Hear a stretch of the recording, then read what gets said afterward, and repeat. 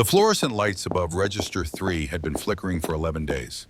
Nora Callum had counted, not because she had You nothing set better us to up. do, I but did what I because had counting to. small You sold us things was out! how she Enough, moved we end through her this now. days. Try it. One flicker, What is the meaning one of this? customer, 1 hour. I don't know what you're talking about. It was the only math that made Don't sense play to me. games with me! She was straightening the candy display near the register when the night shift began. Her fingers moved without thinking. Kit Kats to the left, Reese's in the center, gum packets in the back row. She had done this same arrangement so many times that her hands knew the job better than her mind did. The store was quiet. The refrigerator units along the back wall hummed their low, constant sound, the kind of sound you stopped hearing after the first week and never really heard again. Outside, the Kentucky sky had turned the deep blue of early autumn.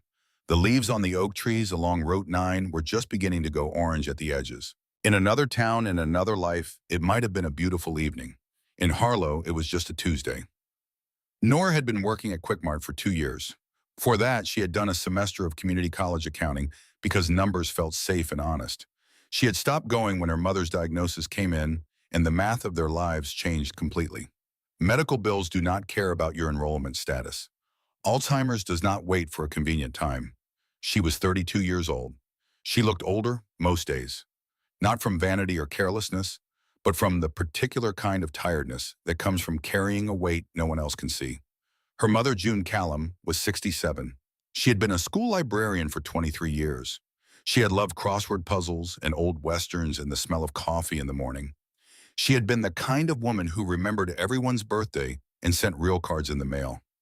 Now she sometimes forgot Nora's name. Not always, but enough. The caregiver, a stout and dependable woman named Mrs. Brill, came every morning at 7 and left at 5. That left the evening hours to Nora, the cooking, the medication, the slow and tender work of making sure her mother felt safe in a world that was becoming increasingly unfamiliar to her. Nora's paycheck covered Mrs. Brill the prescriptions, the rent on the small house on Alderman Street, and not much else. There was a jar in the kitchen cabinet behind the rice where she kept emergency money. It held $43. She did not think of herself as someone who was struggling. Struggling implied movement, resistance, effort against a current.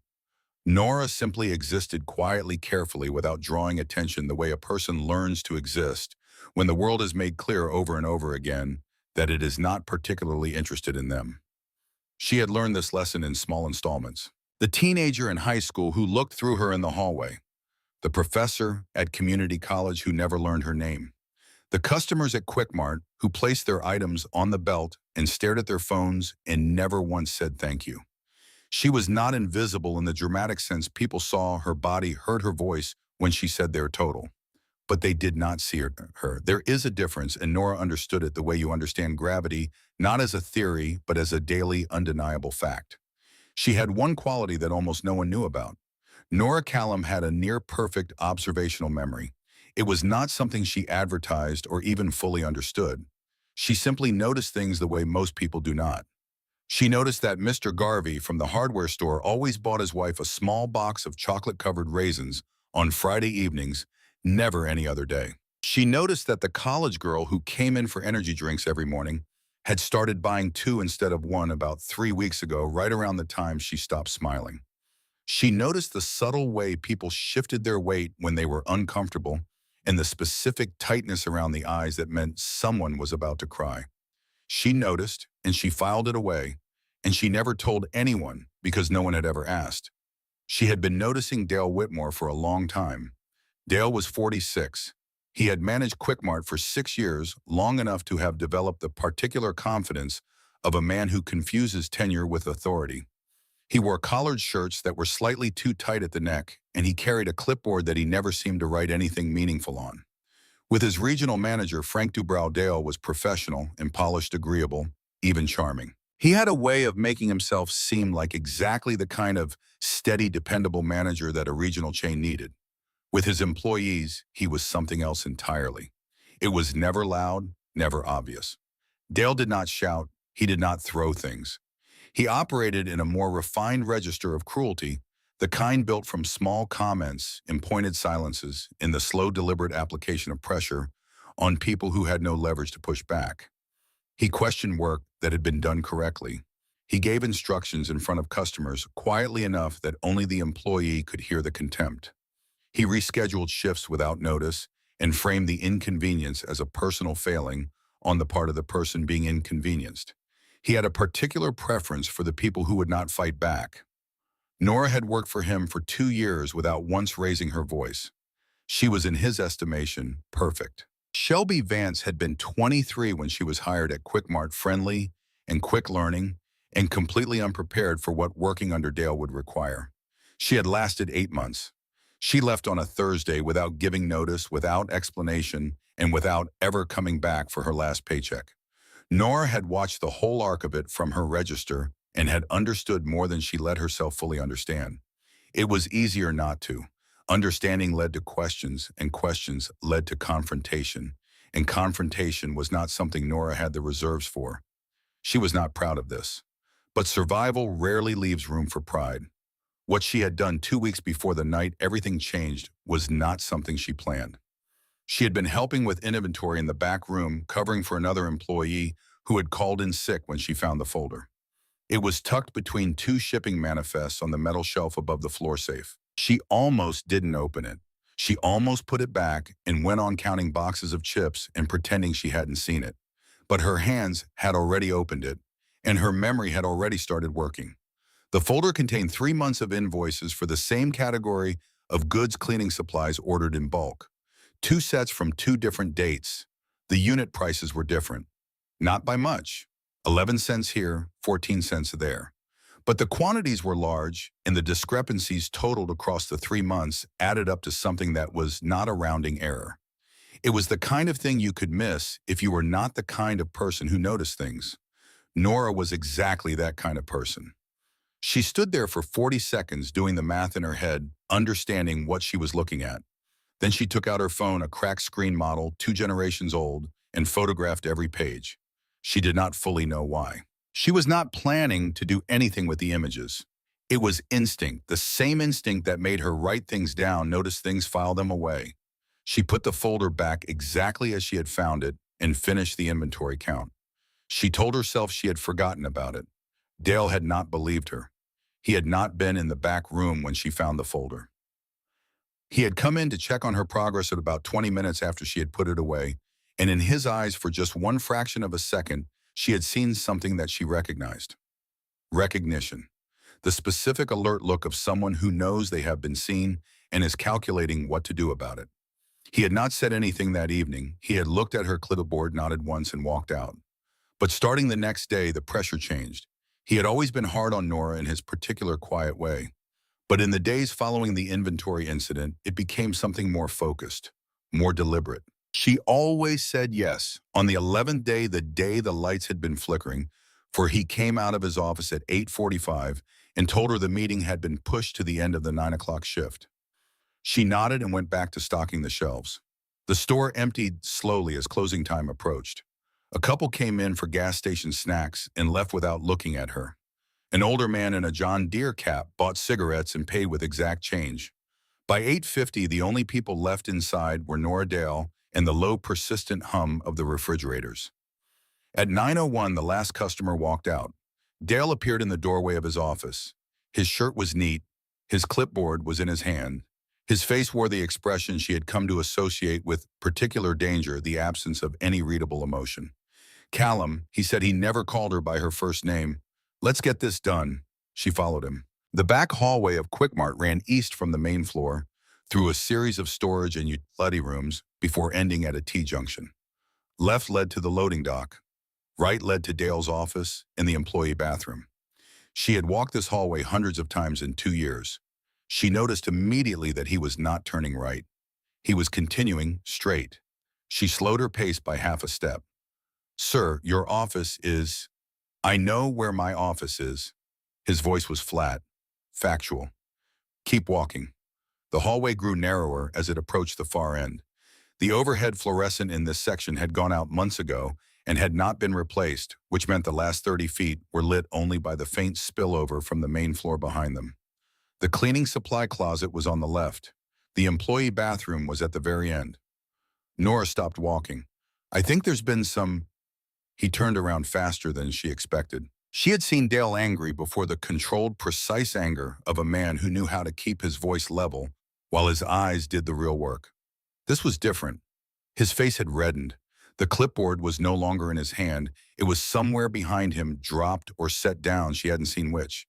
And when he reached out and grabbed her arm, the grip was not the careful, deniable kind. It was the kind that leaves marks. You want to know what this is about? His voice had dropped to something low and close. This is about you learning to mind your own business. This is about what happens when someone who works a register thinks she's found something she can use. Nora pulled back. His grip tightened. I haven't said anything to anyone. Not yet. He yanked her forward toward the bathroom door. I'm going to make sure not yet becomes not ever. She was aware of several things simultaneously: the pain in her arm, where his fingers were pressing into the muscle, the strange underwater quality of her own breathing, and the fact that the front door of Quickmart had just chimed. Not once, repeatedly. And beneath the chiming, beneath it, surrounding it, swallowing it entirely, a sound she felt in her chest before she understood it with her ears. Engines. Not one engine, not five. The specific layered roar of dozens of motorcycles decelerating together in the parking lot outside, their combined sound dropping from a highway growl to an idle rumble that shook the glass in the store windows. Dale's grip loosened by perhaps 10%. His head turned toward the sound. In the front of the store, the door swung open. And then, in the particular way that things happen in moments that later feel impossible to fully remember, the hallway was no longer empty. He came in first. Rex Maddox was 52 years old. He was 6 feet 3 inches tall and built like a man who had spent 30 years doing things that required actual physical strength rather than the simulated kind. He wore a leather vest over a dark shirt, the vest covered in patches that told a story to anyone who knew how to read them. Iron shields, the rocker across the top, and below it, the careful accumulation of 2 decades of chapter service. His hair was gray at the temples, and his forearms were covered in ink that had blurred slightly with age. His face was the face of a man who had been in enough real situations that he no longer needed to perform seriousness. It simply lived on him. He walked with the measured pace of someone who had learned that unhurried movement communicates more than urgency. He came around the corner of the hallway, and he saw Dale's hand on Nora's arm. He stopped. The men behind him stopped.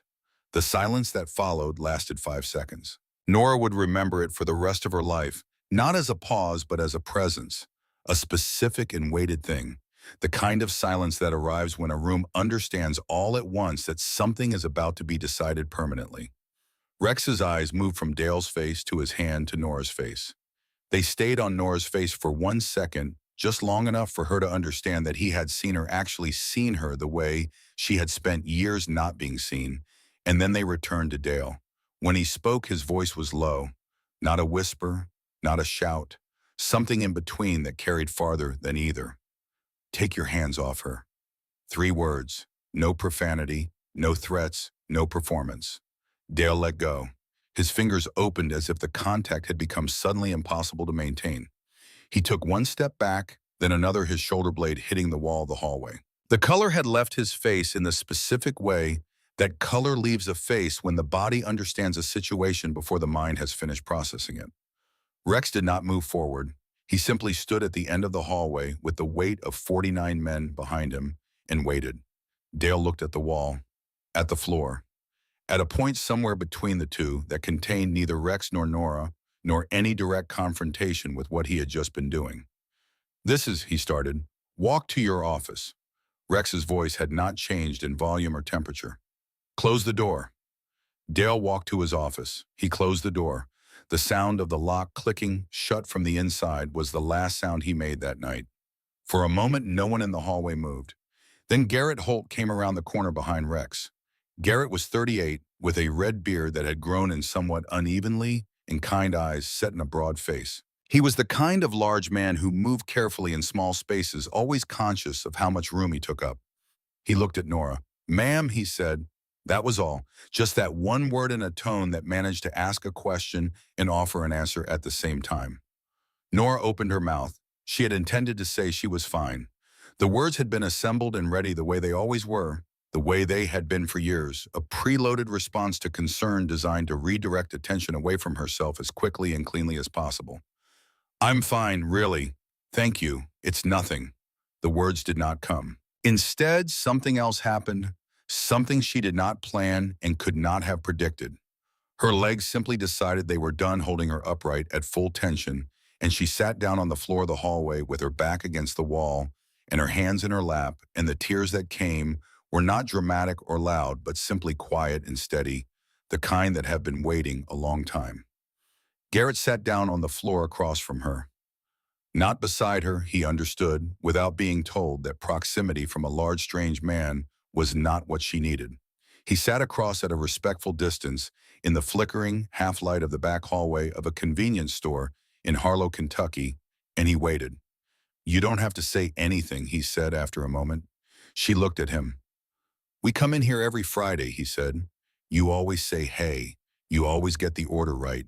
You never look at us like we're something to be afraid of." He paused. "Notice that."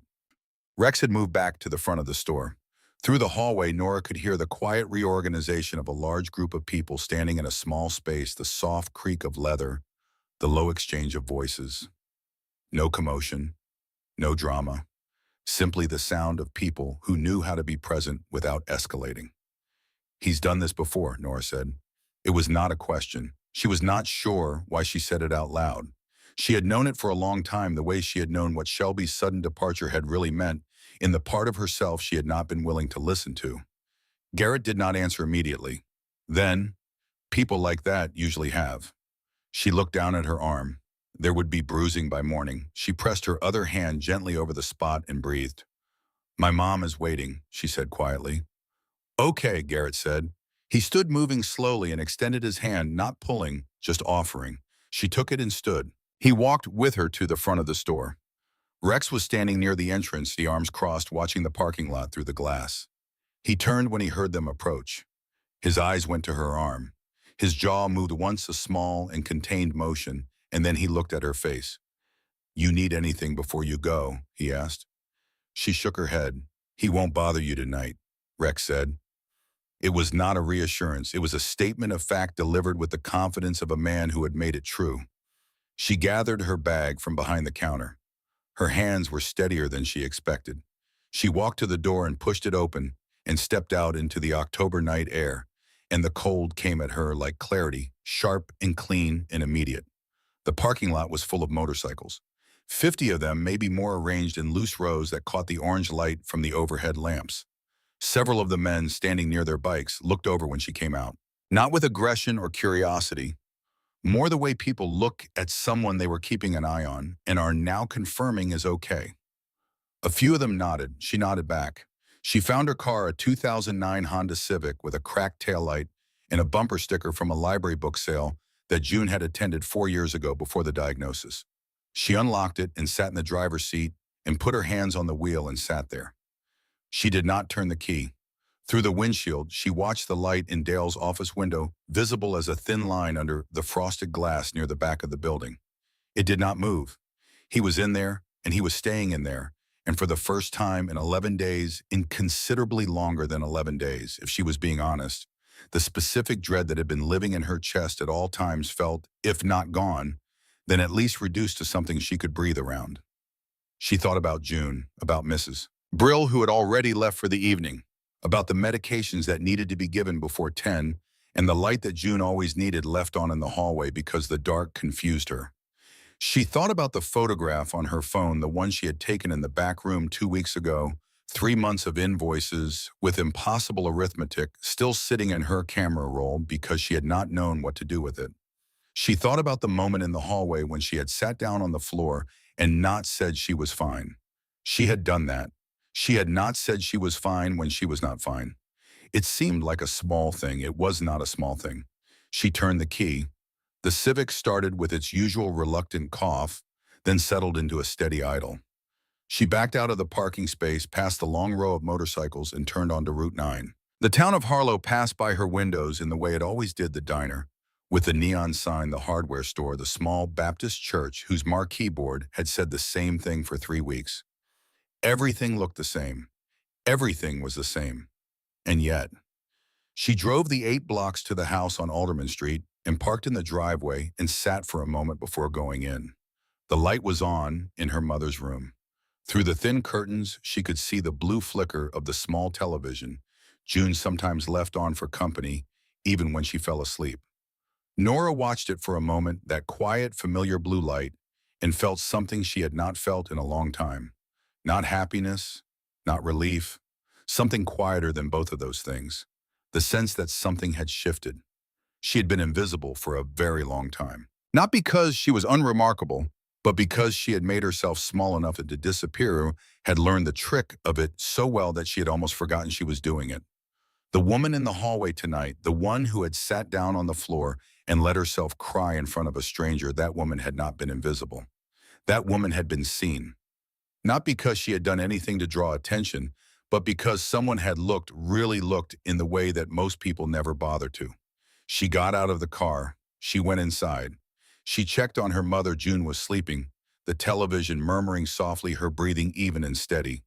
Nora stood in the doorway for a moment and watched her. Then she went to the kitchen and took her evening medication, her own, a small white tablet for the anxiety that she had been managing since her early 20s, and that she sometimes forgot to take when the days were complicated. She drank a glass of water. She leaned against the counter. She thought about what Rex had said, standing by the door with the whole parking lot of iron and chrome behind him. He won't bother you tonight. Not you are safe. Not it's okay. Not don't worry. He won't bother you tonight. Present tense. Active. As though Dale's choices were a weather system that could be redirected by the application of sufficient and correctly directed force. She thought about Shelby Vance, who had left her last paycheck behind and never come back. She thought about the folder in the back room and the photographs on her phone. She turned off the kitchen light. She walked to her bedroom and sat on the edge of her bed and unlocked her phone and opened the camera roll. The photographs were still there, 12 images, each one showing a different page of invoices, the kind of careful documentation that a person makes when they feel in some wordless animal part of themselves that a day might come when they will need it. She looked at the photographs for a long time. Then she put the phone face down on the nightstand and lay back and looked at the ceiling. Outside on Route 9, a motorcycle passed. Then another. Then the diminishing sound of a group of engines heading north out of Harlow, growing smaller and then disappearing entirely into the dark Kentucky night. She listened until the sound was gone. Then she closed her eyes. Tomorrow Dale would come back. She did not know exactly what that would look like, whether he would be chastened and careful, or whether he would come back angrier, looking to reclaim the ground he had lost tonight. She did not know what she would say, or what she would do, or whether the thin thread of something new that she had felt tonight would still be there in the morning, or whether it would dissolve the way difficult feelings sometimes did, leaving only the familiar gray weight behind. She did not know any of these things, but she knew that she had sat down on the floor of a hallway and not said she was fine when she was not fine. And she knew that someone had looked at her, really looked without looking past or through or around, and had seen something worth protecting. That was not nothing. In the hallway, June's nightlight cast its small and steady glow. The house settled around Nora Callum with all of its familiar sounds, the creak of the window frame, the ticking of the kitchen clock, the soft breath of the woman sleeping in the next room, who had once sent birthday cards to everyone she knew, and who had called her daughter extraordinary, even when the world offered no particular evidence of this. Nora lay in the dark and breathed. She did not feel extraordinary, but for the first time in a very long time, she did not feel entirely invisible either. That would have to be enough. For tonight it was. The Monday after felt different in the way that mornings after significant things always do, not dramatically altered, not cinematically transformed, but shifted in the small, specific ways that matter most. The coffee tasted the same. The drive down Route 9 looked the same. The Quick Mart parking lot had the same cracked asphalt and the same faded yellow lines and the same dumpster that needed emptying on Tuesdays. But Dale's car was not in its usual spot near the back entrance. Nora went inside without sitting in the parking lot first. She had things to do, and she knew what they were. Shelby Vance was already at Register 1, a 24-year-old, with dark circles under her eyes and a careful way of holding herself that Nora recognized because she had spent years cultivating the same posture. Shelby looked up when Nora came in. Something moved across her face, relief maybe, or the close cousin of it. "He called in," Shelby said. "Said he'd be out this week." Nora nodded. She put her bag in the back, tied on her apron, and started the opening checklist. She did not feel triumphant. She felt the way you feel when a storm you have been watching on the horizon finally passes over. Not joy exactly, but the careful and provisional gratitude of someone who knows more weather is likely coming. She was right about that. The week passed quietly. Without Dale, the store operated the way the store was supposed to operate, tasks completed without commentary schedules followed, without arbitrary last-minute changes, small courtesies exchanged between employees who had been too tense for courtesy when he was present. A regular customer named Mr. Garvey told Nora he had not seen the place this organized in years. She thanked him and handed him his chocolate-covered raisins and did not tell him why things were calmer. On Thursday, Garrett Holt came in for coffee. He was alone, no club colors, just jeans and a flannel shirt that did not fully disguise the fact that he was the size of a refrigerator. He ordered a large black coffee, set exact change on the counter, and then stood there for a moment in the particular way of a person who has something to say and is deciding how to say it. "There's an event Saturday," he said. "The club does it every year. Clothes drive school supplies stuff for kids in Harlow who could use it." He picked up his coffee.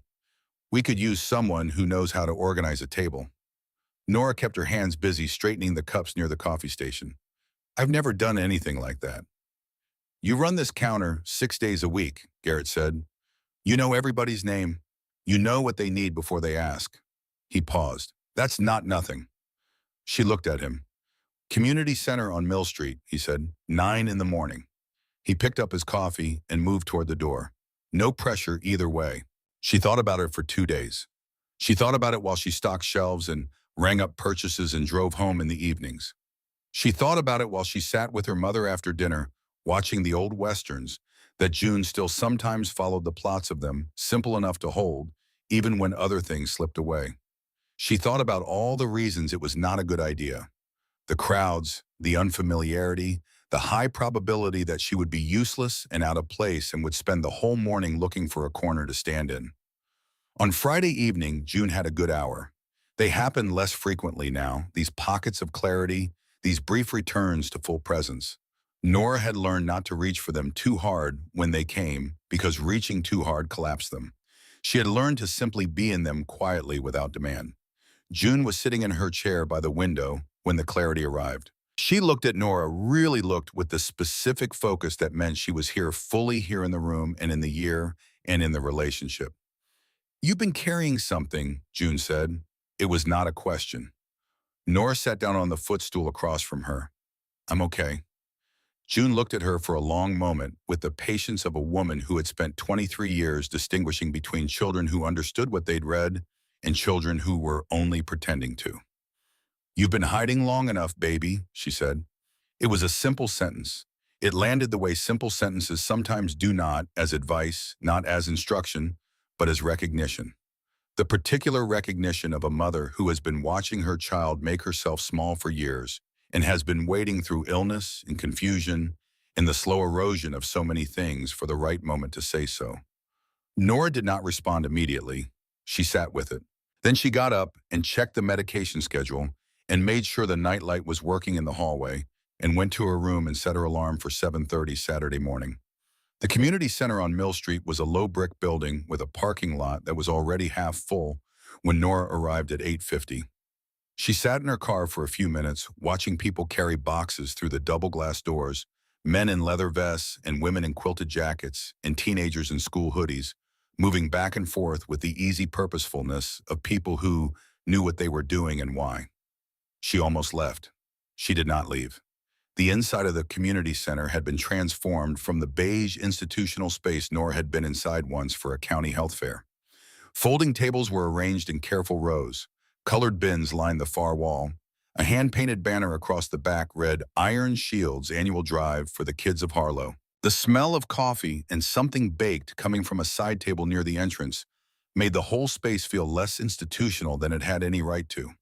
Men from the Iron Shields moved through the space with a kind of deliberate gentleness that Nora found unexpectedly disarming.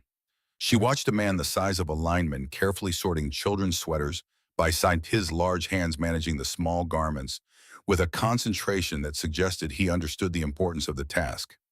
"You made it." Garrett was beside her holding a clipboard. "I almost didn't," she said. "I know," he said without judgment. "Come on, I'll show you the donation table." The donation table was positioned near the entrance, a long folding table with a hand-lettered sign, a receipt book, and a metal box for cash donations. Beside it stood a woman who introduced herself as Mrs. Evelyn Pruitt. Mrs. Pruitt was 74 years old. She was small and straight-backed, with white hair pinned neatly at the nape of her neck, and a cardigan that had been washed so many times it had achieved the particular softness of something genuinely beloved. She had the calm, unhurried quality of a woman who had survived enough things that very little rattled her anymore. She showed Nora the receipt system, simple paper-based, organized in a way that anyone could follow. "Most folks just want to know it's going somewhere real," Mrs. Pruitt said. "They want to look you in the eye and believe it. That's the whole job." She said this with the directness of someone who had been doing community work long enough to know that the administrative part was not actually the point.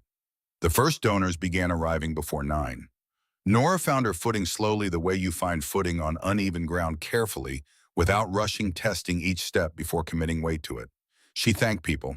She wrote receipts. She answered questions about where the items would go: the school on Cedar, the Family Resource Center on the east side of Harlow, the free clothing exchange at the Methodist Church on Thursdays. She knew these things because she had been listening to Harlow for 2 years, from behind a register, filing away information that she had never imagined would be useful. It turned out to be useful. A woman came in with 3 large bags of children's winter coats and seemed uncertain about where to put them. Before Garrett could redirect her, Nora had come around the table and was walking her to the correct bin, explaining the sorting system, asking the sizes. The woman relaxed visibly. She stayed for 20 minutes and ended up helping sort for a while before she left. An elderly man arrived with a box of hardcover books, old ones, classics, and seemed embarrassed about their condition. Nora spent 5 minutes with him, genuinely examining each one, telling him about the reading program at the Cedar School, the way the kids there were behind grade level, and how a real hardcover felt different to a child who had never owned one. She meant everything she said. He left looking like a man who had done something that mattered. She did not notice herself doing any of this in the way she would have noticed it if someone had pointed it out. She was simply responding to what she saw in front of her, the way she always had, reading people, understanding what they needed, offering it without being asked. Rex Maddox stood near the back of the room, arms crossed, watching. He had not spoken to Nora since she arrived. He was not hovering. He was simply present in the room in the way a load-bearing wall is present, not in the way of anything but fundamental to the structure, nonetheless. Nora was aware of him the way you are aware of something solid and steady at the edge of your vision. It was not uncomfortable. It was in a way she could not have explained reassuring. It was 2 hours into the event when the door opened and Dale Whitmore walked in. Nora's hands went still on the receipt book. He was wearing his business casual collared shirt, dark slacks, the watch he polished every morning. His face had been arranged into a version of warmth that Nora had seen him use on Frank DeBrow and the corporate inspectors who came through twice a year. The practiced smile of a man who understood that likability was a tool. He moved through the room with the assurance of someone who had decided before arriving that he belonged there. He did not look at Nora, he looked at Rex. He crossed the room with his hand already extended, the handshake prepared. The opener calculated. "Impressive operation you've got here," he said, loud enough to carry. "Dale Whitmore, I manage the Quick Mart on Route 9. We've been looking for community partnerships, and this seems like exactly the kind of initiative we'd want to be associated with." Rex looked at the extended hand. He shook it once without warmth. "Appreciate you coming by," Rex said. "I'd love to talk about Quick Mart's involvement going forward," Dale continued. "Sponsorship, co-branding on the event materials, maybe a donation match for whatever you collect today." He was in full pitch mode now, the clipboard confidence fully deployed. "I know some of my staff have been involved informally." A fractional glance toward Nora's table, the word informally, doing careful work. "But I think there's an opportunity to make this more official, more structured." Rex said nothing. The silence stretched for just long enough to become a specific kind of silence. Then Rex turned his head slowly and deliberately and looked at Nora. The look was not complicated. It was simply a question asked without words across the full width of the community center. "What do you want to do with this?" Nora understood it immediately. She had never been asked that question by a room. She had been consulted by almost no one about almost nothing. For most of her adult life had been treated as a background element in situations that directly concerned her, had learned to wait for decisions to be made, and then adjust herself accordingly. Rex Maddox, 52 years old, gray-templed, standing in a community center in Harlow, Kentucky, was asking her what she wanted to do. She set down her receipt book. Dale had moved on from Rex and was now circling the donation area, examining Nora's setup with the forensic attention of a man preparing a critique. He picked up the receipt ledger, her ledger, the one she had organized that morning, in a way that made it easy for anyone to follow, and flipped through it with the expression of someone encountering a problem. This tracking system is pretty basic, he said, not to Nora, to the space in general, to the idea of anyone who might be listening. If you're trying to report this to donors accurately, you'd want something more comprehensive. A spreadsheet at minimum, proper categorization by item type and estimated value. Mrs. Pruitt, who was sorting a bag of children's mittens nearby, looked up. Works perfectly well for what we need, she said mildly. Dale set the ledger down and moved to the donation bins. He began repositioning them, not dramatically, not with obvious aggression, just the small territorial adjustments of a man reclaiming space. The blue bin for clothing went 18 inches to the left. The box for books was moved behind it. A young woman who had been about to deposit a bag of children's pants into the blue bin stopped confused. Sorry, she said to no one in particular, looking between the bin and the sign above it. I thought this was... It's been reorganized, Dale said helpfully. Just place it over here. The young woman looked uncertain. She glanced at Nora, and Nora felt it, the familiar pull, the long-practiced instinct to step back, to let things proceed, to shrink below the line of conflict and wait for it to pass overhead. She felt it the way you feel the pull of an old habit, familiar and almost comfortable in its very wrongness. She felt it. She did not follow it. She came around the table. She walked across the floor of the community center in full view of everyone, the Iron Shield's members who had paused their tasks, the volunteers who had looked up, the donors moving through the space, and Rex Maddox still standing at the back wall, whose posture had not changed by a single degree. She stopped 2 feet from Dale. Dale, her voice was not loud. It was clear and it was steady, and it was the voice of someone who had stopped performing calm and had simply arrived at it. This is not your store. Dale turned. His expression shifted through several registers in quick succession. Surprise, then the reflexive reassertion of authority, then something less certain when he registered what was in her face.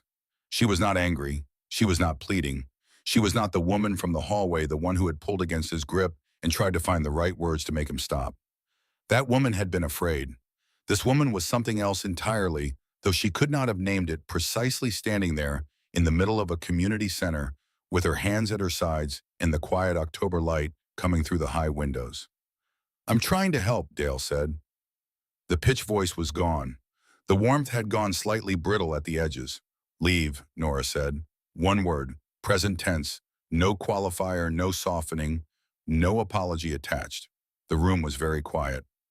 Dale looked around at Rex, at the watching volunteers, at the donors who had stopped moving. He was calculating. She could see him calculating the way she had always been able to see things in people that they did not intend to show. He was looking for a route back to the version of this where he still had the advantage, still had the narrative, still controlled the terms. There was no such route. Rex had not moved from the back wall. He had not stepped forward. He had not spoken. He did not need to. His stillness was not passive. It was a held position, a deliberate and informed choice not to interfere in something that was Nora's to finish. Dale straightened his collar. We'll talk about this, he said in the tone of a man preserving the fiction that he had decided to leave. He left. The door swung behind him. Its closing was not quite a slam, but it was louder than a door needs to be. For a beat, the room held its breath. Then from somewhere near the clothing bins, someone started clapping, a single pair of hands, measured and genuine. You okay? He asked. Yes, Nora said. She picked up the receipt ledger and smoothed the page that Dale had bent when he picked it up. I actually am. The afternoon moved forward. Donations continued to come through the door. The sorting system held, the receipt book filled with careful entries.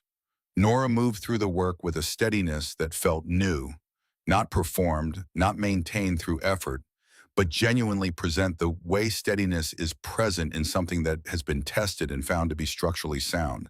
She talked with people. She listened. An older man with a veteran's cap told her about his granddaughter, who had been in the Cedar School reading program and had finally, at 9 years old, finished her first full chapter book. He said the way she had looked up from that book was a thing he would carry the rest of his life. Nora wrote his donation receipt with care and thanked him in a way that meant it. She began to understand as the afternoon went on that she had been doing this her whole life, noticing people reading what they needed, offering it without being asked, and had simply never done it anywhere other than behind a register where it was invisible by design. It was not invisible here. Near the end of the event, Garrett counted the donation totals and called out across the room that they had exceeded the previous year by 40%. A cheer went up. Someone near the back whistled. Nora looked at the numbers on the receipt ledger and felt something move through her chest, warm and solid and not entirely familiar. Rex crossed the room toward her for the first time since she had arrived. He stopped at the table. He looked at the ledger, at the organized bins, at the steady line of the last few donors still working their way through. "Good work today," he said. It was not effusive.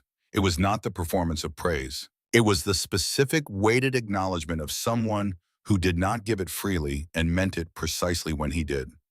"Thank you for the chance," Nora said. Rex looked at her steadily. "Wasn't a charity," he said. "We needed someone who could do the job." She held his gaze. "I know," she said. "That's why I'm thanking you." Something shifted in his expression, a slight controlled loosening that was she understood as close to a smile as Rex Maddox typically came in a public space. He nodded once and moved back toward the center of the room. Nora began the closing count on the donation ledger. Her handwriting was neat and consistent across every page. The numbers were clean, everything balanced. She was aware as she worked that something had been decided today, not announced, not formalized, but decided in the way that real things get decided through action rather than declaration. She had been seen, and she had shown up, and she had stood her ground in a room full of witnesses, and none of those things could be undone. What she did not yet know, what she would not know, until Monday when Dale returned to Quickmart with a careful apology on his lips and something much colder moving behind his eyes, was that Dale Whitmore had not driven home from the community center. He had driven around Harlow, past the diner, past the hardware store, past the gas station where three of the regular Friday morning customers were having coffee in the parking lot the way they did every Saturday after the farmer's market. He had stopped. He had talked to them for 11 minutes. By Sunday evening, the story moving through the small, connected tissue of Harlow's daily life was not the story of the donation drive's record numbers, or the children's coats collected, or the school supplies sorted into boxes for Monday delivery. The story moving through Harlow was about Nora Callum, about how she had gotten mixed up with the Iron Shields, about the money those charity events raised and whether anyone was really watching where it went, about how a quiet girl who ran a register had somehow ended up running things and whether anyone had thought to ask how that had happened. The words spread the way words spread in small towns, not with malice exactly, but with the particular momentum of a story that confirms what some people had always been slightly willing to believe. Dale had not lied outright. He had simply placed facts in an arrangement that pointed toward a conclusion he wanted people to reach, and then let the arithmetic of rumor do the rest. Nora heard the first version on Monday morning from a woman who came in for her weekly groceries and could not quite meet her eyes. She heard a second version from a man who normally chatted at the counter and was now pointedly efficient. No conversation exact change gone. She stood at her register and felt the shape of what was happening. Her hands were on the counter. She pressed them flat against the surface and breathed. She had stood in a community center and told Dale Whitmore to leave. He had left. And now he was doing what men like Dale always did when they could no longer control the situation directly. He was working the edges. She looked down at the counter, at her hands, at the faint bruise on her forearm that had gone yellow-green at the margins and would be fully gone by the end of the week. She thought about the photographs on her phone. She thought about Shelby Vance, who had left without her last paycheck and never talked about why. She thought about Rex's voice in the hallway. Take your hands off her. Not a request. A statement of what was going to happen delivered with the absolute confidence of someone who had decided before they spoke that they would not be saying it twice. She thought about her own voice in the community center. Leave. One word. The same construction. The same refusal to make a request out of something that was not a request. She pulled her register drawer and began the opening count. She was not going to wait for this to resolve itself. She was not going to hope that the rumors would run out of oxygen on their own. She was not going to make herself smaller and more careful and less visible and pray that Dale lost interest. She was done with that particular mathematics. The morning shift continued. Customers came and went. Some of them were the way they always were. Some of them were careful, abbreviated, not quite present in the way they normally were with her. She treated all of them the same. She was thorough and accurate, and she said thank you, and she meant it. Near noon, the door chimed, and Shelby Vance came in. Shelby was not on the schedule. She was working part-time now, 3 shifts a week, and today was not one of them. She came in her regular clothes jeans, a flannel hair down, and she walked to the counter, and she looked at Nora with the expression of someone who has been carrying something for a long time and has decided for reasons they may not be able to fully articulate that today is the day to put it down.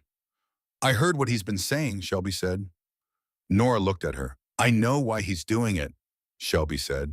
Her voice was steady in the careful way of someone maintaining steadiness through effort rather than ease. And I think it's time I said something about what happened to me. The store was quiet between customers. The refrigerators hummed. The flickering light above Register 3 had finally been replaced that morning. Nora had done it herself, first thing a small and concrete act of maintenance that had felt in the moment like something more than maintenance. Nora looked at Shelby Vance. Okay, she said. That one word, simple and unhurried, carrying everything it needed to carry. I hear you. I believe you. You are not alone in this. Shelby nodded. She pulled her jacket tighter. Outside on Route 9, a truck rolled past and then a car, and then the street was quiet again in the way small-town streets are quiet on weekday afternoons, not empty, not silent, but settled into its own unhurried rhythm, indifferent to the specific weight of what was being decided inside a convenience store on a Tuesday. Nora reached under the counter and pulled out the notepad she kept there for messages and inventory notes. She set it on the counter between them. She uncapped a pen. Start from the beginning, she said. Shelby talked for 40 minutes. She talked in the careful stop-and-start way of someone who has rehearsed a version of something many times in private, but has never said it out loud to another person, and is discovering in real time that the spoken version requires more of her than the private one did. She talked about her first weeks at Quickmart, about how normal everything had seemed, about the small escalations she had not recognized as escalations until she was already deep inside them. Nora wrote everything down. She did not ask leading questions. She did not offer interpretations. She simply listened and wrote the way she had always listened, with her full attention, without the agenda of her own response crowding out what was being said. When Shelby finished, she looked at the notepad and then at Nora. I left without filing anything, Shelby said. I left my last paycheck. I needed to be out of that building. I know, Nora said. Nobody's going to believe it's been going on this long. Nora looked at her steadily. I have 12 photographs of falsified invoices on my phone, she said, and everything I just wrote down. She capped the pen. People are going to believe quite a lot. Something moved through Shelby's face, the specific, fragile relief of a person who has braced for dismissal and received something else entirely. She nodded. She signed the bottom of the relevant pages in the careful handwriting of someone formalizing something they had decided to formalize. She left looking lighter than she had arrived, in the way that people look lighter when they have set down something they have been carrying alone for too long. Nora put the notepad in her bag. She went back to the register. She finished her shift. That night, she lay in the dark with the notepad on the nightstand beside her phone, 4 pages of Shelby's account and her own careful additions, and she thought about what comes next when you decide to stop being quiet. She had spent so long being quiet that she had no real map for the territory on the other side of it. She was going to have to navigate it without one. By Wednesday morning, she knew her first move. She drove to Quickmart and opened the store and ran the morning shift and waited until the mid-morning lull, when the breakfast rush had cleared and the lunch crowd had not yet begun. She pulled out her phone and opened the camera roll and looked at the 12 photographs of the invoices in the back room. 3 months of careful discrepancies, the kind that vanish easily if someone decides not to look, and become unmistakable if someone decides to look carefully. She looked at them carefully. Then she called Garrett. He answered on the second ring. I need to talk to Rex, she said. A pause. Not surprised, something more considered. I'll let him know. She worked through the rest of the morning shift. She trained the new schedule onto a clipboard so the afternoon staff would have clear direction. She restocked the coffee station and checked the cooler temperatures and did all the ordinary work of a store that needed to run, and she did it with the particular focus of a person who has made a decision and is now simply waiting for the logistics to catch up. At 2 in the afternoon, Rex Maddox's truck pulled into the parking lot. He came in alone. No vest, no club colors, just dark jeans and a gray shirt, and the physical presence that he carried regardless of what he wore. He got a coffee from the station and stood at the counter and looked at Nora with the patient attention of a man who understood that the person across from him had something to say and intended to hear all of it. She told him everything. The invoices, the photographs, the calculations she had done in her head in the back room 3 weeks ago and had not known what to do with. Shelby's account, the outline of it, without the details that were Shelby's to share or not share. The rumors Dale had been seeding through Harlow since Saturday. The deliberate architecture of it, the way he had been building a record of her incompetence before the hallway incident and was now building a record of her untrustworthiness after it. Rex listened without interrupting. His coffee sat on the counter and went from hot to warm to cool, and he did not drink it. He simply listened with his full attention, the kind of listening that does not multitask, that is not preparing a response while the other person is still speaking. When she finished, he was quiet for a moment. "Frank DeBrow," he said, the regional manager. "I know Frank." He said it the way people say things they mean precisely and do not intend to elaborate. "I'll make a call."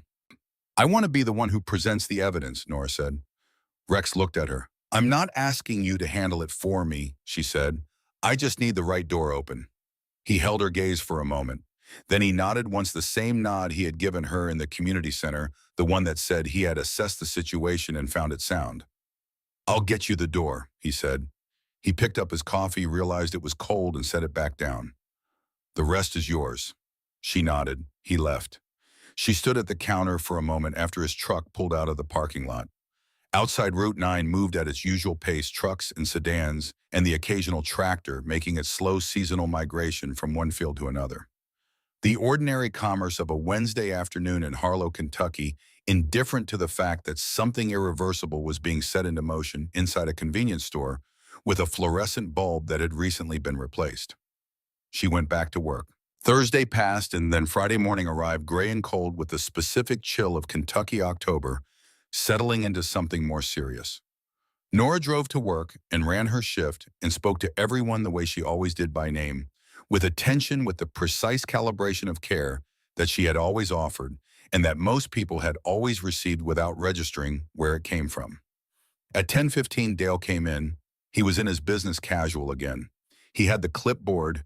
He had the practiced expression of a man who had decided between Tuesday and Friday on a strategy, and the strategy was magnanimity, the particular cruelty of the powerful person who grants forgiveness to the person they have wronged as though the debt runs in that direction. He came to the counter. He set the clipboard down. "Nora," he said. It was the first time in 2 years he had used her first name. She understood immediately that this was a calculated choice, an attempt to reset the terms of their relationship to something warmer, something that implied the previous 2 years had simply been professional distance rather than the sustained pattern of control that they had actually been. She looked at him. "I want to clear the air," Dale said. "What happened last week at the community center, I was out of line. I came on too strong with my suggestions." He said this with the specific cadence of a prepared statement, each clause in its designated place. "I've been under a lot of pressure from corporate, and I let it affect my judgment." He waited. She understood what he was waiting for. He was waiting for the absolution, the small, grateful acceptance that would reestablish the terms. He was waiting for her to say it was okay, that she understood that they could move forward. He was waiting for the version of Nora Callum who had spent 2 years not saying anything when saying something would have been entirely warranted. "I appreciate you saying that," Nora said. Dale's posture relaxed incrementally. "I'll pass it along at a Frank DeBrow when I meet with him this afternoon," she said. The relaxation stopped. Dale's eyes changed a small, rapid recalibration, the look of someone who has walked into a room expecting one configuration of furniture and found another. "You are meeting with Frank." "He reached out yesterday," Nora said. She kept her voice even professional, the voice she used when explaining a pricing discrepancy to a customer who was certain they were right and was not yet certain they were wrong. He wanted to talk about some inventory matters. I said I was happy to come in. Dale was quiet for 3 seconds. In those 3 seconds, Nora watched him do the math. She could see it happen, the rapid assembly and reassembly of a situation he had believed he controlled, the dawning recognition that the variables were not arranged the way he had arranged them. She had seen this process in him before in smaller moments, and she had always looked away from it because looking at it felt like looking at something too raw. She did not look away now. He said again, different tone. The strategy had shifted. You should probably get to your office, she said pleasantly. I've got the morning shift to finish. He picked up his clipboard. His movements were controlled in the specific way that movements are controlled when the person performing them is concentrating on making them look controlled. He walked to his office. He closed the door. She turned back to the register. Her heart was beating fast. She let it. She breathed steadily and let the adrenaline move through her system and exit the way adrenaline exits. When you have faced the thing that was making you afraid and discovered that you are still standing. She was still standing. Shelby came in at 11 for her shift. She looked at Nora across the counter with a question in her eyes. Nora gave a small, steady nod. Shelby exhaled a quiet, contained thing and tied on her apron. The Frank Dubrow meeting happened at 3 o'clock in the regional office on the second floor of a commercial building 6 blocks from Quickmart. It was a beige and carpeted room with a round table and the particular fluorescent lighting of corporate spaces everywhere. Frank Dubrow was 55, gray-haired, with the careful, evaluating expression of a man who had spent 3 decades separating genuine problems from manufactured ones and had developed an efficient eye for the difference. Nora sat across from him. She had the photographs on her phone. She had the notepad with Shelby's account. Shelby had given her permission to share the outline, had signed the bottom of the relevant pages in the careful handwriting of someone formalizing something they had decided to formalize. She had her own written account dates, times incidents, the record she had assembled from her near-perfect observational memory, the memory that had spent 2 years filing things away against a day she had not consciously planned for, but had apparently in some deep and practical part of herself anticipated. She presented everything without drama, without anger, with the clean, organized precision of a woman who understood numbers and had structured her evidence the way you structure a case not for emotion but for clarity. Frank Dubrow asked questions. Good questions, specific, probing, the kind that were designed to find the gaps in a weak account, and that found in this one no gaps to find. He looked at the invoice photographs for a long time. Then he looked at Nora. How long have you had these? He asked. 3 weeks, she said. Why didn't you come to me sooner? She held his gaze. Because I wasn't sure anyone would listen. Frank Dubrow was quiet for a moment. Something moved through his expression, not guilt exactly, but the recognition of a system that had failed to be what it claimed to be, registered by a man who considered himself part of that system and was not comfortable with the recognition. I'm listening now, he said.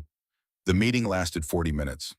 When Nora walked out of the regional office and back onto the street, the afternoon air was cold and sharp, and the sky above Harlow was the particular pale blue of late October, clear and high, and indifferent to everything happening beneath it. She stood on the sidewalk for a moment and breathed it in. Friday passed. The weekend came. On Monday morning, Dale Whitmore's car was not in the parking lot. It was not in the parking lot on Tuesday either, or Wednesday. On Thursday, Frank Dubrow called Nora into the regional office again, a shorter meeting this time, efficient and factual. Dale had been terminated effective Tuesday. The invoice discrepancies were being reviewed by corporate compliance. Frank said this without embellishment, the way a man delivers information he considers straightforward. He also said, we're going to need an acting manager at Quickmart while we conduct a proper search. I'd like you to take the position. Nora looked at him. It would be assistant manager level to start, Frank said. But based on what I've seen this week, the records you keep, the way your staff talks about you, the way you handled a situation that most people would have run from, I think we're talking about something more permanent in the near term. She sat with that for a moment. I'll need to adjust my hours slightly, she said. I have a family responsibility in the evenings. We can work with that, Frank said. She nodded. Then yes. She drove back to Quickmart and went straight inside. Shelby was at Register 1. She looked up when Nora came through the door and Nora gave her a nod that carried everything it needed to carry, and Shelby's expression shifted into something that was relief and vindication, and the particular exhausted piece of a long-held breath finally released. "You good?" Shelby asked. "Yeah," Nora said. "I'm good." She was, but there was still something unfinished. Dale had been terminated from Quickmart. The invoices were in the hands of corporate compliance. The formal institutional part of this was handled proceeding through its proper channels. And yet the rumors he had spread through Harlow were still out there, still circulating through the small daily exchanges of a town that runs on who knows what about whom. Several customers had still not looked her in the eye this week. The story Dale had planted about her and the Iron Shields, about money and trust, and the question of whether a quiet girl who ran a register was really who she appeared to be, had not been undone by anything that had happened in a regional office on the second floor of a commercial building 6 blocks away. The institutional truth and the community truth were two different things, and she understood that clearly. On Friday morning, she arrived at Quickmart and opened the store and ran the first hour of her shift, and then at 8:15 saw Dale Whitmore's car pull into the parking lot. He was not supposed to be here. He had been terminated. And yet here was his car, and here a moment later was Dale himself walking across the parking lot with the careful, controlled pace of a man who had rehearsed this approach and was executing it precisely. 3 customers were standing near the entrance, the regular Friday morning group: a retired school teacher named Mr. Aldous, a woman named Patsy Kern who ran the alteration shop 2 blocks down, and an older farmer whose name Nora had never caught, but whose order she knew by heart. Large coffee, 2 creamers, 1 pack of peanut butter crackers. Dale stopped near them. He began talking. Through the glass, Nora could see his hands moving in the animated way they moved when he was building something. Not a product pitch this time, but something older and more corrosive. She had seen it before. She had watched him do this to other people from behind her register at a safe distance and had told herself it was not her business. She untied her apron. She walked to the door and pushed it open and stepped out into the October morning. Dale stopped talking when he heard the door. He turned. The 3 customers turned. The morning air was cold and clean and entirely still. "Dale," Nora said. Her voice carried across the parking lot without her raising it. "If you have something to say about me, say it to my face." Dale's expression went through the familiar sequence: surprise, recalculation, the reassertion of a confidence that had less foundation than it once had. He opened his mouth. "I was just having a conversation," he said. "Last I checked, that wasn't something you could stop me from doing." "You're right," Nora said. She walked forward until she was standing where the small group was standing, not separating herself from them, not positioning herself across from them, but simply joining the conversation as a participant who had as much right to be there as anyone. "So let's have it, in front of everyone. Whatever it is you're saying about me and the Iron Shields and the charity events, say it here." Dale's eyes flickered to the customers. They were watching. "I've simply been sharing some concerns," Dale said. The voice was careful now, threading the needle between the version of himself that had been talking a moment ago and the version that was safe to perform in front of someone who could respond. About where those donation funds are really going. About the kind of people who, the Iron Shields, Nora said, have raised over $14,000 for the children of Harlow in the past 3 years. I have the receipts. I wrote most of them myself. She looked at the 3 customers, not accusingly but directly. "Every dollar is accounted for. If anyone wants to see the records, they are available." She turned back to Dale. "What else?" she said. Dale said nothing. "About me stealing from the register," Nora said. "Frank Dubrow has my register counts for the past 2 years. They balance to the dollar." She paused. "What he also has are 3 months of falsified invoices with your signature on the authorization line." The parking lot was very quiet. Mr. Aldous, the retired school teacher, had crossed his arms. Patsy Kern was looking at Dale with an expression that suggested she was revising a long-held assessment. The farmer with the peanut butter crackers had not moved, but his stillness had changed quality from indifferent to attentive. Dale's prepared words had run out. She could see it happen, the collapse of the structure. He had built its load-bearing assumptions, removed one by one until nothing was left holding it up. Then the Quickmart door opened behind Nora. Shelby Vance stepped out into the parking lot. She was in her work clothes. She had a shift starting in 20 minutes. She walked forward and stood beside Nora, and she looked at Dale, and when she spoke, her voice was not loud, but it was entirely steady. "I'm the reason there's no record from before," Shelby said. "I left without filing anything. I left my last paycheck. I was 23, and I didn't think anyone would believe me." She paused for one breath. "I believe her." The silence that followed was the specific silence of a thing that has been decided. Dale looked at Shelby, at Nora, at the customers who were watching with the focused attention of people who have just understood something they had only suspected before. He did not say anything. He walked to his car. No performance, no final word. He simply walked to his car and got in and drove out of the Quick Mart parking lot and turned onto Route 9 and was gone. Nora stood in the October morning and breathed. Beside her, Shelby let out a long, slow exhale, the kind that has been held for a very long time. Mr. Aldous unfolded his arms.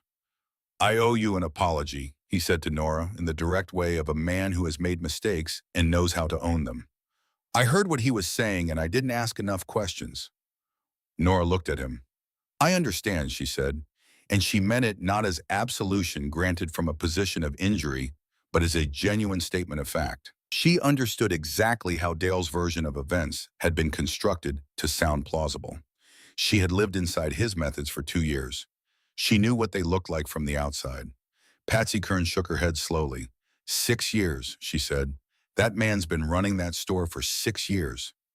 Nobody said anything more about it. There was nothing more to say.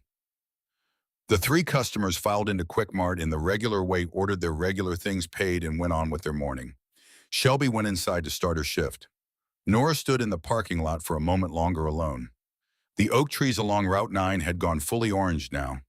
The season had moved from early autumn into its full expression while she had been occupied with other things, and she had not noticed the change until this moment, standing in the cold, clear air of a Friday morning with the particular lightness of someone who has just put down something that was very heavy. She went back inside. She tied her apron back on. She went to work. The following Saturday was the Iron Shield's fall reading event, a morning of stories and donated books for the kids from the Cedar School's after-school program. It was smaller than the donation drive, more intimate, held in the same community center on Mill Street, with folding chairs arranged in a semicircle near a low stage where a local schoolteacher was going to read aloud. Nora had organized it, not because Rex had asked her to, or Garrett or anyone. She had called Garrett on Wednesday after everything with Dale was finally settled, and she had said, "I have some ideas for the reading event. Is there someone I should talk to about logistics?" Garrett had laughed, not at her, but with the genuine warmth of someone encountering something they had hoped for and were glad to see confirmed. "Talk to Rex," he'd said. "He'll tell you what you need."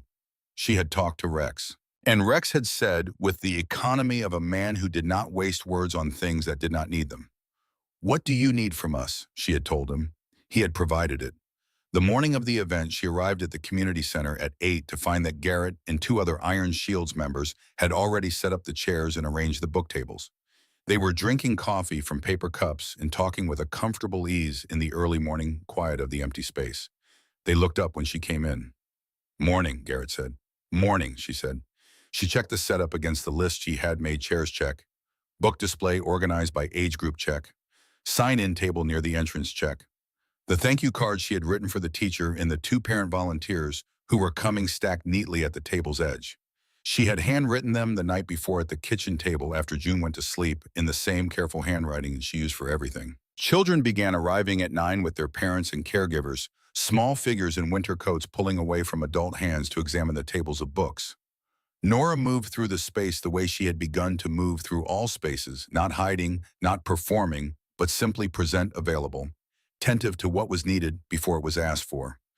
A little girl, maybe 7, with her coat buttoned wrong, stopped in front of a display of picture books and looked at them with an expression of such pure and uncomplicated want that Nora felt something turn over in her chest. She knelt down to the girl's level. "Do you want me to show you something?" Nora asked. The girl looked at her with the direct, unguarded assessment of children who have not yet learned to perform indifference. Then she nodded. Nora picked up a book, a thick, illustrated one, about a girl who builds a boat and sails to a city made of stories, and opened it to the first page. She did not read it. She just showed the girl the picture, the small figure at the prow of a small boat. the city of books glittering on the horizon. The girl's face did something specific and wordless. Nora handed her the book. The reading began. The teacher, a young woman named Ms. Aldridge, with reading glasses and a voice built for projection, read from the low stage while 30 children sat in various attitudes of attention and inattention that slowly converged into listening as the story took hold. Nora stood near the back and watched it happen. Rex appeared beside him. He had come in quietly the way he always moved, with the deliberate lightness of a large person who had learned to inhabit space without filling it by force. They stood side by side for a moment without speaking, watching the children and the story. "You organized all of this," Rex said. It was not a question. "We organized it," Nora said. Rex was quiet for a moment. The story continued from the low stage. Ms. Aldridge was at a good part, the kind that makes children lean forward without realizing they are leaning. "I want to tell you something," Rex said. His voice had changed.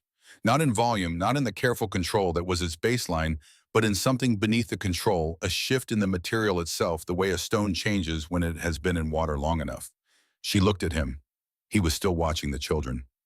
"My wife's name was Sandra," he said. "We were married 19 years. She passed 11 years ago." Nora waited. Before she got sick, she worked at a diner outside Nashville. Small place on a county highway, the kind that's been there since before the road got widened. He paused. The story continued from the stage. "She worked there 4 years. The manager, a man named Ferris, he operated the same way Dale operated. The same methods, the same preference for people who wouldn't speak up." Nora was very still. "Sandra never told me the specifics," Rex said. "Not once in all the years we were together. I knew something had happened there. I knew the shape of it, the way, the shape of something in the dark. But she never put words to it, and I never pushed, and then she was gone." He stopped. The children on the stage were completely absorbed. Ms. Aldridge had reached the part where the boat entered the city of books, and the illustration she was holding up was full of color and light. "I thought about Ferris for a long time afterward," Rex said. "I thought about what I would have done if I had known, if I had been there."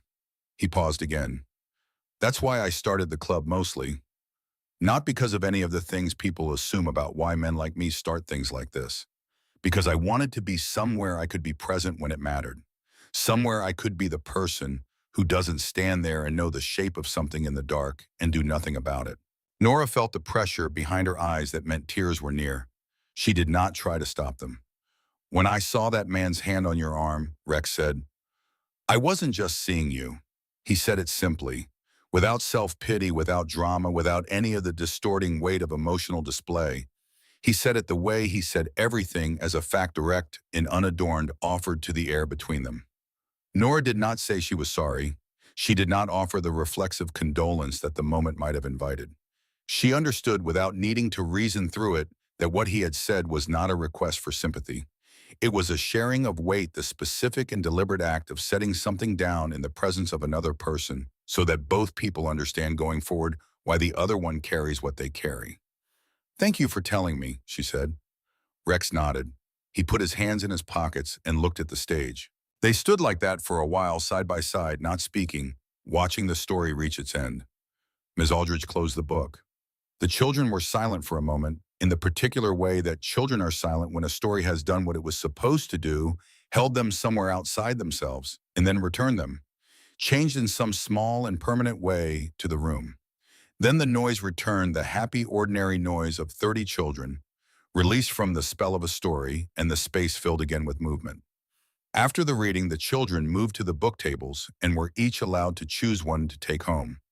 The little girl with the wrong button coat had kept the picture book about the girl and the boat close to her chest the entire morning. When Nora came to the table, the girl was still holding it, looking up with the specific uncertainty of a child who has not yet received confirmation that something this good is actually allowed to be hers. "That one's yours," Nora said. "You can keep it." The girl looked down at the book, then back up at Nora. Then she tucked it under her arm with the satisfied gravity of someone settling a matter that is now permanently settled. Garrett appeared with the final count from the book distribution, 47 books in the hands of 47 children who had come in that morning without one. He said the number with the quiet satisfaction of a person who has spent a Saturday in exactly the right way.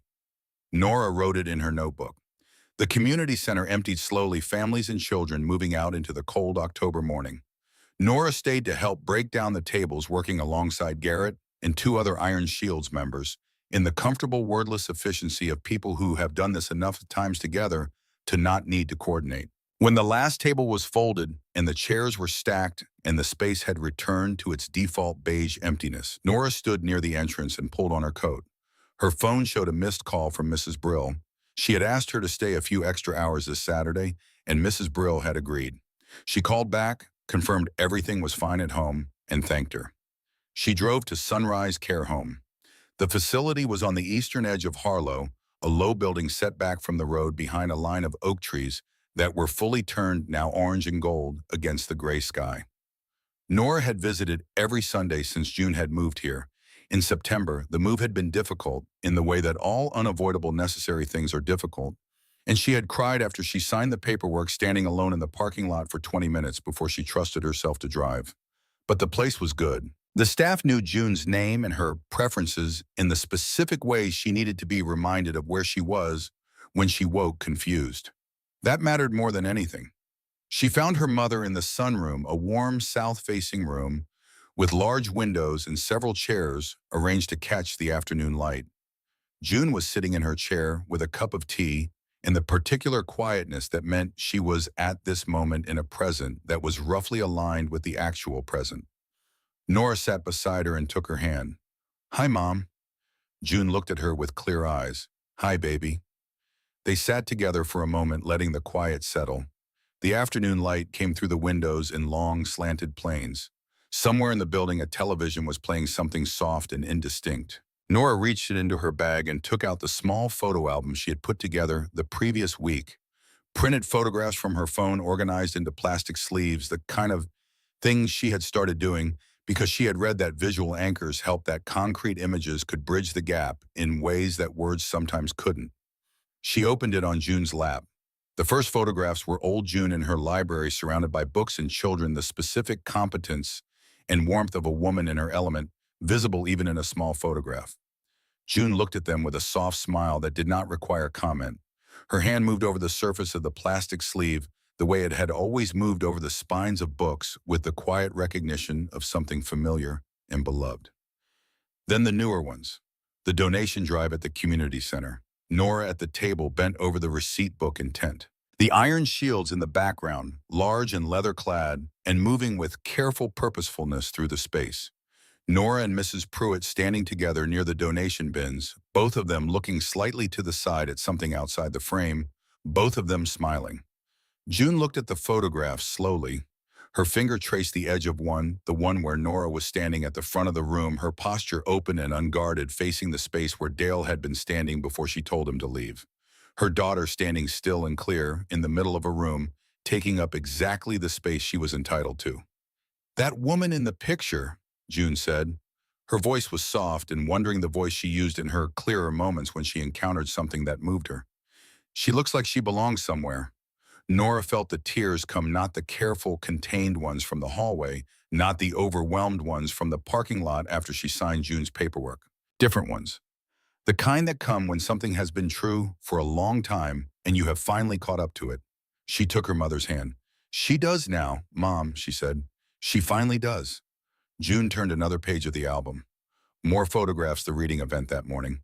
The children bent over books, Nora's handwriting on the sign-in sheet, Rex, standing at the back of the room with his hands in his pockets and his face turned towards something that was, if you look carefully, the specific expression of a man who has found, after a long time, some peace with a question he had been carrying.